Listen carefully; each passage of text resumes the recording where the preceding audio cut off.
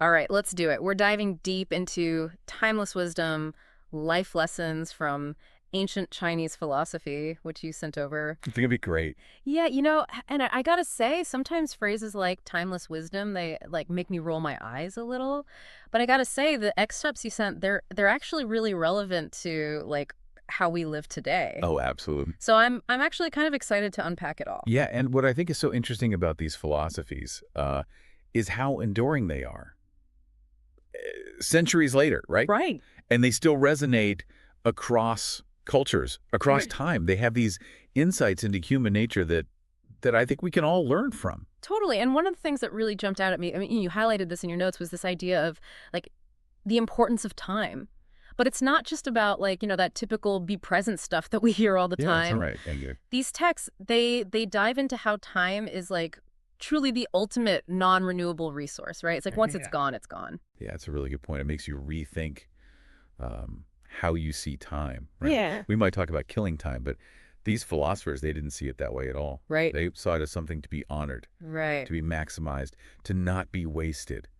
And I think that's it's a powerful shift in thinking, especially in our world today. For sure. And there was that quote, I think you marked it, about time auditing. And it really got me thinking, like, how much time do we actually waste in a day or in a week or in a lifetime without even realizing it? It's so easy to do, isn't it? Oh, yeah. To fall into those traps. But what I think is so fascinating is that even just a little bit of self-reflection around how we're using our time, Mm. it can be eye-opening. I'm a big fan of that Pomodoro technique. Have you ever tried that? Yeah, I've heard of it. Remind me how it works again. So you basically work on one task for 25 minutes, but like really focused, and then you take a 5-minute break. Yeah. And after you do like 4 of those cycles, you give yourself a longer break. And it's amazing. You get so much done, and you really start to notice those little time wasters throughout the day. Yeah, yeah. That's such a good example of like taking something kind of theoretical, like this idea of a time audit, and actually making it a practice. And it makes me wonder, like, we're talking about ancient philosophies. How different was their view of time from how we think about time today? Oh, that's such a great question. Because you're right, our modern Western culture, it's very fixated on what's the word, like linear time, this idea that we're moving from point A to point B Right in a away. straight line. Linear. Yeah, but a lot of Eastern philosophies, including ancient Chinese philosophy, they embraced a much more cyclical understanding of time. Oh, interesting. So instead of time being something you're always like losing or you're going to run out of, it's more about like the natural ebb and flow of cycles, like Right. the seasons changing or something Yeah, like that. exactly. Like the seasons, the phases of the moon, even just the cycles within our own bodies, right? Right. And this can actually be a really valuable perspective to try to adopt, even just a little bit, Mm. because instead of feeling like we're always racing against the clock, we might be able to find a little more peace in understanding that there are these natural rhythms to life, Hmm. periods of growth, periods of rest. Yeah. You know, Right. I like that. So it's not just about being efficient with our time, but it's also like how we perceive it and relate to it on a deeper level. exactly. Okay, you ready to switch gears a bit? Sure. Because this next part, I don't know, it really stood out to me. This whole idea of like words having so much more impact than we often realize. You underline this quote.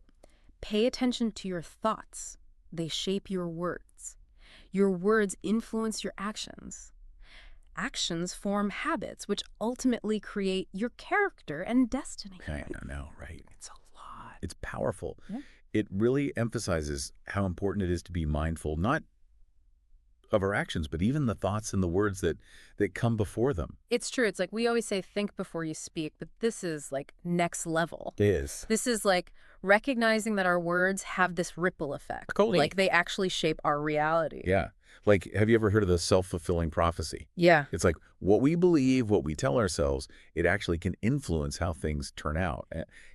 It's funny in a way because we live in this digital age where everything is recorded and shared so easily. Huh? So that idea of our words having a lasting impact, Oh, yeah. it's even more significant now. Oh, man. Tell me about it. There are some things I wish I could just erase from the internet. We've all been there. Seriously. But it's not even just like what we say out loud, right? Yeah, It's yeah. like our inner dialogue too. If we're always like beating ourselves up with negative self-talk, I mean, it makes sense that we might struggle with like self-sabotage or, limiting beliefs. Oh, absolutely. Our thoughts have so much power. And I think that's where something like mindfulness can be really helpful. Hmm. You've ever tried that?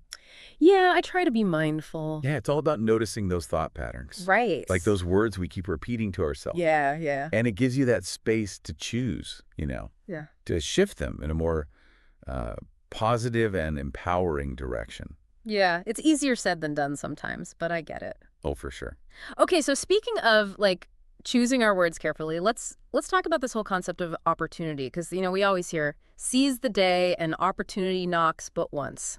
But the text you shared, it kind of takes it a step further. Like it's not just about recognizing opportunities when they pop up, it's about being ready for them. Yes, Yeah. exactly. And they actually use a really good analogy. They compare it to an athlete who's training for the Olympics. Mm. All those years of, dedication and the discipline, the setbacks even. It might seem invisible to everyone else, but it's that foundation Mm. that lets them perform at their peak when they need to. Wow. That's a good analogy. Okay, so that's really interesting because it makes me think like what is the invisible training that we're doing in our own lives? Yeah. Like if you have a big goal or you're waiting for that big break, what are you actually doing every day to like prepare for that? Right. Are you working on your skills? Are you learning new things? Are you putting yourself out there, even in small ways? Yeah, Because opportunity usually doesn't just fall into your lap. it's true. It comes to those who are ready, Mhm. who have been putting in the work. Man, I'm starting to realize like this ancient wisdom, it's not just like, philosophical stuff. This is like practical advice. It's like a guidebook for how to live your life, more intentionally with more purpose. Totally. And speaking of intentionality, there was that whole section on like mindfulness techniques. Like they mentioned the 2-minute rule, time blocking. They even talk about just being more aware of those like transitions between tasks. Right. Which one of those like stood out to you the most? They're all good, but I'm a big fan of that, what do they call it? Time bracketing. Have you ever used that one? I've heard of it, but honestly, I haven't really like tried it. How would you describe it? So basically, you're just dedicating blocks of time to specific activities, right? Okay. And then the key is to be totally present during that time. Okay. So let's say you're working on a project for an hour. You silence your phone, you eliminate all distractions, and you just focus on that one thing. Got it. So no, like multitasking guilt. No multitasking guilt. You're giving it your full attention. It's like you're setting up those boundaries, which, let's be real, we all need these days. Oh, 100%. I mean, there's just so many distractions. Exactly. And what I've found is that when I do that, when I use time bracketing, not only do I get more done because I'm actually focused, but I also just feel more, more calm, Yeah. more centered, more in control. It's great. It's funny. Sometimes I think we resist those simple techniques. We Right. think, oh, that's too easy. That can't possibly work. Right. But maybe that's part of it, right? Yeah. Like finding those simple but really profound ways to deal with, how complicated life can be. Totally. It's not about finding the most complicated solution. It's about finding the one that actually works, Yeah. even if it seems simple. Right. Exactly. Okay. Are you ready for something like a little different? Yeah, hit me. Because we've talked about time, we've talked about words, but this next part, it kind of threw me for a loop. It talks about strategy, but not strategy in like, the way we usually think about it. It says, be subtly strategic, mysterious to the point of invisibility. This allows you to dictate the opponent's fate. I mean, Intense, right? I read that and I was like, wait, is this like ancient philosophy or like a spy movie? I know. It sounds a little dramatic. Yeah. But you have to remember, a lot of these texts, they were written during times of like huge political upheaval, like real turmoil. Okay, that makes sense. So, yeah, the language might sound kind of extreme for us now, but I think the underlying message is actually like really deep. Okay, I'm listening. So, how do we apply that idea of subtle strategy to our lives without, becoming like master manipulators? Yeah, that's the key, right? For me, it's about understanding that true power, a lot of times it comes from self-control, Okay. from observation, from choosing our battles carefully. Remember how we were talking about the power of words? Mm-hmm. Sometimes the most strategic thing you can do is knowing when to speak and when to be quiet, Hmm. when to show your hand, and when to hold your cards close. Yeah. Like there's a time and a place for everything. Exactly. Yeah. It's not about being fake or anything. It's about being smart. It's Yeah. about reading the situation and responding in a way that feels right for you, for your values, your goals. So it's less about like scheming and more about just being like thoughtful and strategic in our, I don't know, our interactions, our decisions. Exactly. And you know what? Reading that passage, it actually reminded me of something else these texts talk about, the importance of action. Oh, yeah. It's one thing to have these insights and strategies, Oh, right. but if you don't do anything with them, they're meaningless. It's like that saying, knowledge without action is like a car without an engine. Yes, exactly. It might look nice, but it's not going anywhere. Right, and these texts, they have a lot to say about, like, the dangers of inaction. They do. Like, there's that one, without effort, there can be no significant accomplishments. Right. And then there's another one, it's like, many are troubled by their own inaction. Why do you think they put so much emphasis on, like, actually taking action? It's like, we get stuck in our own heads sometimes. Oh, We yeah. overthink things, we analyze, we plan, Yeah. but we don't actually do anything. We're waiting for that perfect moment. Right, which never comes. Never going to happen. Arr. It's way more common than you think, though, Yeah, to get stuck like that. right. But I think that's where this ancient wisdom, it kind of gives us a little nudge. Okay. You know, like, hey, get moving. Yeah. And there's that quote, a person who attempts to move a mountain must start by removing small stones. Isn't that great? I like that. Just reminds you, you don't have to have it all figured out. Right. Just take that first step. Yeah, that's powerful. It is. Because it makes me think about those times when I feel so overwhelmed, Oh, yeah.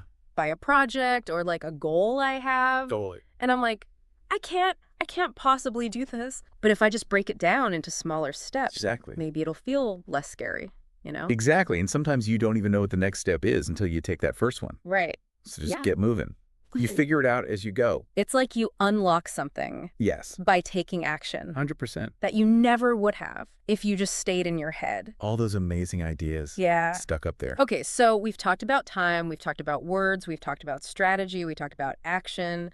We've covered a lot. We have covered a lot. It's all connected, though. It is all connected, and I want to, before we wrap up, I want to go back to something we talked about earlier, Okay. which is this idea of contentment. Right. Because the text talks about finding satisfaction in our current situation. Yeah, it's a big theme. But how do you balance that with ambition?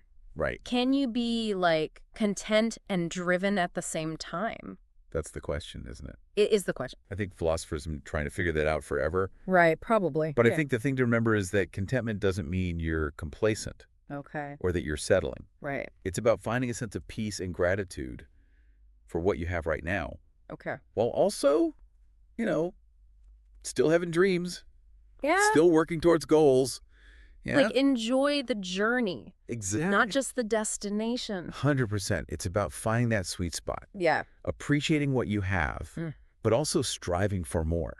Mm. And I think when you can do that, that's when you find real contentment. Yeah, it's not about, like, achieving some external marker of success. Yeah. It's more like an internal thing. It's all about what's going on in here. Yeah, I like that. Inner peace, fulfillment, no matter what's happening around you. Man, these ancient teachings. Right. Still so relevant. You really are. It's amazing. It's like they knew, Yes, you knew. that even though things change, Right. people were all still kind of the same. Yeah, well, on that note, Good place to end, I think. I think so. We covered a lot of ground. Rita, But as always, there's even more to explore.